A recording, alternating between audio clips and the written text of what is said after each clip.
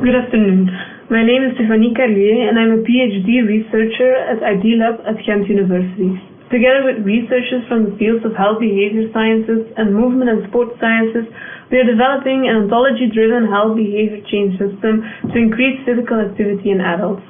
Today, during this short presentation, I will explain how we are approaching this, where we are at this moment in the process, and what our findings are so far. The past 2 years have been challenging for everyone. Habits and hobbies had to be replaced and reinvented as we had to stay at home to fight a global pandemic. Some of us might have created new healthy habits and discovered their entire neighborhood by walking, while others felt the struggle to keep active while very little was possible. Nonetheless, we were still told to not forget the importance of physical activity, not only for our physical health, but also for our mental well-being. Noncommunicable diseases, such as cardiovascular diseases or type 2 diabetes, are responsible for 41 million deaths each year. This is equivalent to 71% of total deaths. Bad habits, such as not exercising, unhealthy eating, or alcohol abuse increase the risk of dying from such a non-communicable disease. So mobile health behavior change support systems show to be effective for creating healthier habits, but the evidence base for mHealth apps is still in its infancy. Very few apps show long-term retention rates and often fail to take into account the needs of a diverse audience. People are unique and change when their context changes, which has been extremely clear during the COVID-19 pandemic. So in short, a more personalized approach is needed to support and motivate users to create sustainable healthy habits and more specifically increase their physical activity levels. As many mHealth applications fail to create such long-term behavior change, there's a need for a more theory-based intervention to understand how this process of behavior change works and how we can improve existing interventions. The Health Action Process Approach Model, or the HAPA model, is one of the most comprehensive models for behavior change, and it consists of 2 layers. The first layer, in yellow, is a stage layer. It divides people based on their intentions. The pre-intenders have yet to form an intention. Intenders have formed this intention but without acting on it, and the actors have already translated this intention into action. The processes that are linked to each of these stages are described in a continuum layer.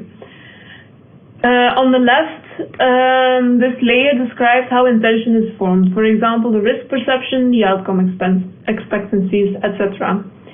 And then the right describes how this is transformed into action, using action planning and coping planning.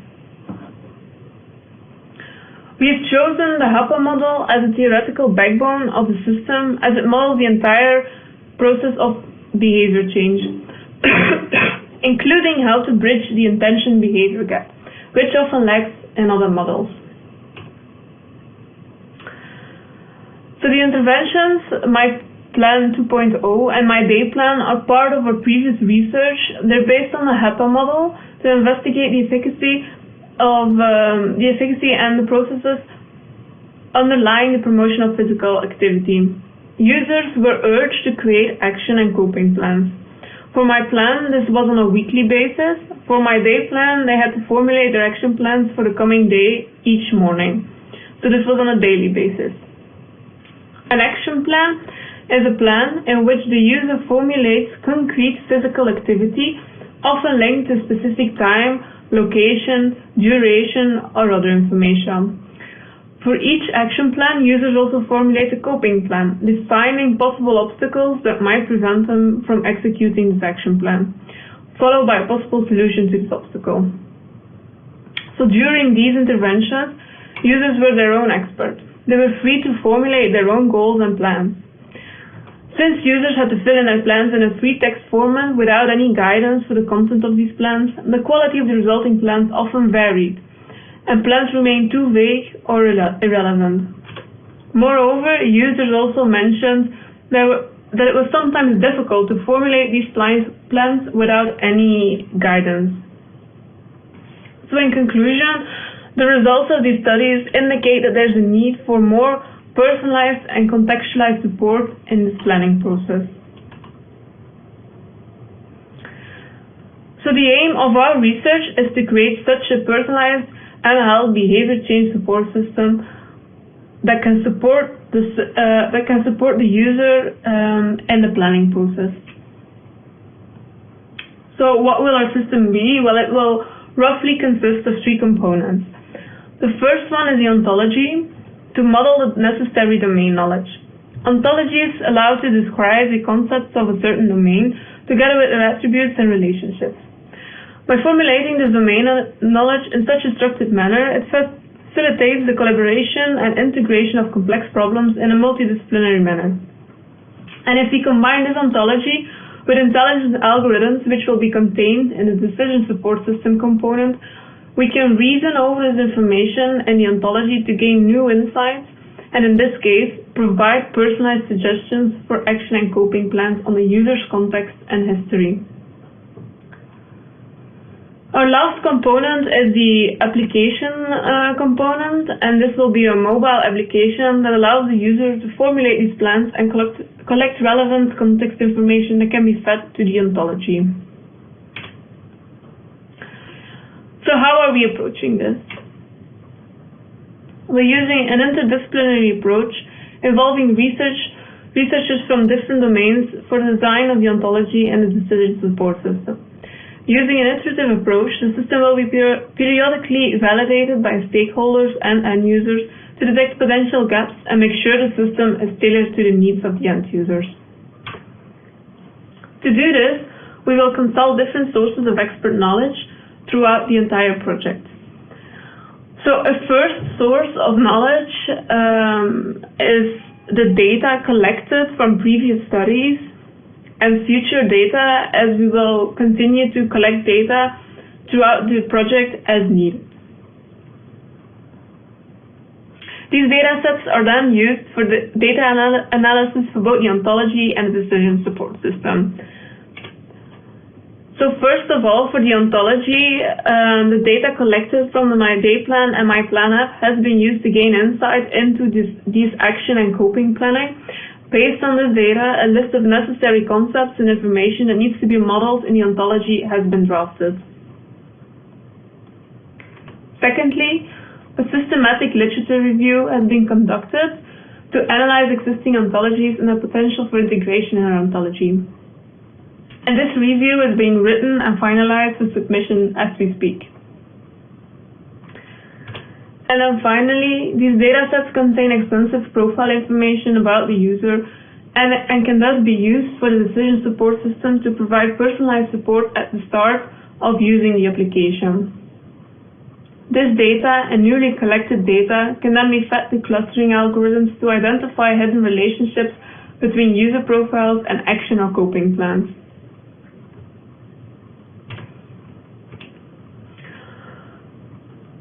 A second source of knowledge that we're using is a panel of experts which consists of researchers from computer science, health and behavioral sciences, and movement and sports sciences. We've already held workshops and assignments for the creation of the ontology, and during these workshops the experts had to identify relevant concepts and information that needs to be captured in the ontology, ranging from general concepts such as time to domain-specific knowledge such as the medical background of the user. Later on, after the ontology has been formalized, decision tree and role-playing workshops will be organized to define the rules and axioms of the ontology. Second, we've organized multiple requirements analysis workshops to define the functional requirements of the system that explain how the user will interact with the system. Later on in the presentation, I will explain a concrete scenario that illustrates some of these use cases.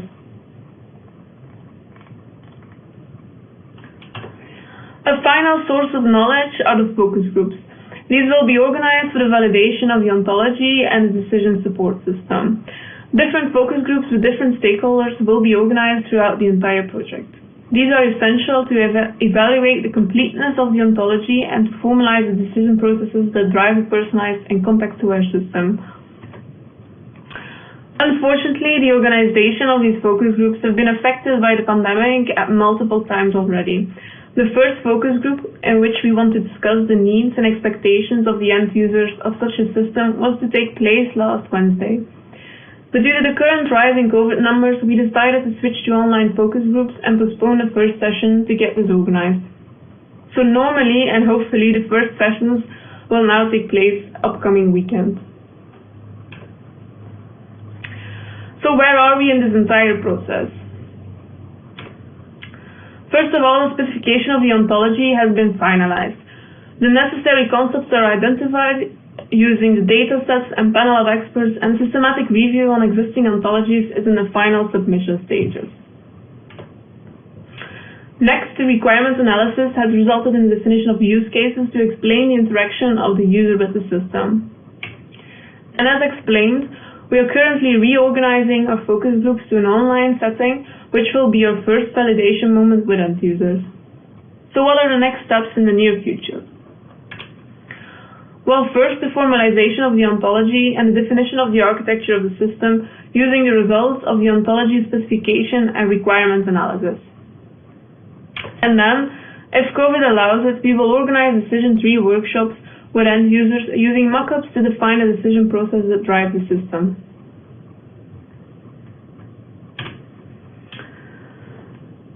So what have we learned so far? Next, I will briefly discuss some of our findings that have influenced the design and requirements of our system.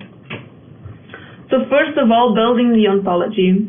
The results of the studies of my plan and my day plan have shown that to form concrete and relevant action and coping plans, users need to receive more personalized support regarding the user's current context. To do this, the system has to make suggestions for their action and coping plans that make sense for that specific user at that specific moment. So formalization of the HAPA model as an ontology exists. On the slide, a part of the ontology has been depicted. It's only part of it, the relevant part for our presentation. And this ontology of the HAPA model will be our starting point for our ontology. However, as you can see, the concepts in the ontology remain too vague and too limited. So the ontology will need to be extended with domain-specific concepts and concrete instances on the lowest level on the ontology to be able to make these tailored suggestions. So this example of a person called Ada indicates a possible action plan for her, which is biking, and possible obstacles are that rain is forecasted, so rain might form an obstacle, as does fatigue.